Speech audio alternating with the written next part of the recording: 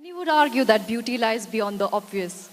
It lies in your attitude towards yourself and others. It lies in your beliefs. It lies within each and every one of us and just needs a little nudge. I would argue to be able to express myself is a measure of my beauty. Self-worth and confidence is too. Being comfortable in our own skin and embracing yourself with all your uniqueness is as well.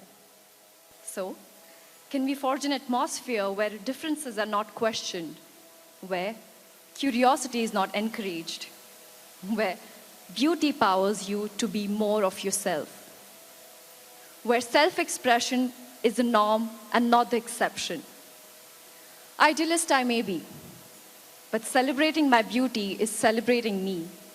Wouldn't you agree? So today we are gathered here to commemorate a brand that has celebrated beauty in the country for 70 years, Lakme.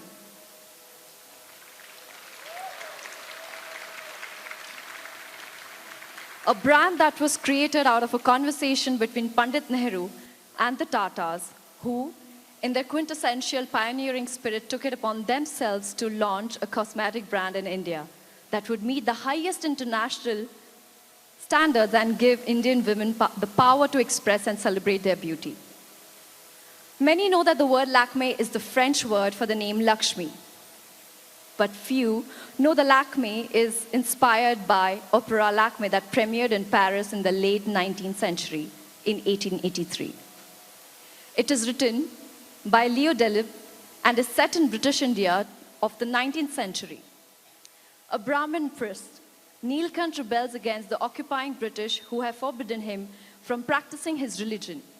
He has one daughter, Lakme. Lakme falls in love with the British officer Gerald, much to the chagrin of the Brahmin father who tries to tear them apart and even attacks Gerald, wounding him. Lakme escapes with Gerald to a secret hideout in the forest and nurses him back to health. They are in love, and they decide to bind themselves to each other, and she leaves to collect the sacred water for their vows. In the interim, Gerald's friend and a soldier, Frederick, convinces him of his folly in binding himself to Lakme and that he has a larger duty to his country and to the military. When Lakme returns with the holy water, she realizes that she has lost him forever, and she decides to end her life. The leading lady, Lakme, was the inspiration behind Lakme. The Lakme opera has one of the most famous opera duets of all time, composed by Leo Delibes, and highly recognizable even today. One gets a sense of déjà vu revisiting the score of the Flower Duet. The music for this opera has brought so much joy to so many, and we are fortunate to partake in it tonight. In the words of the Flower Duet: under a dome where the white jasmine to the rose gathers, where the spring sleeps and the bird sings. With that, I leave you with this.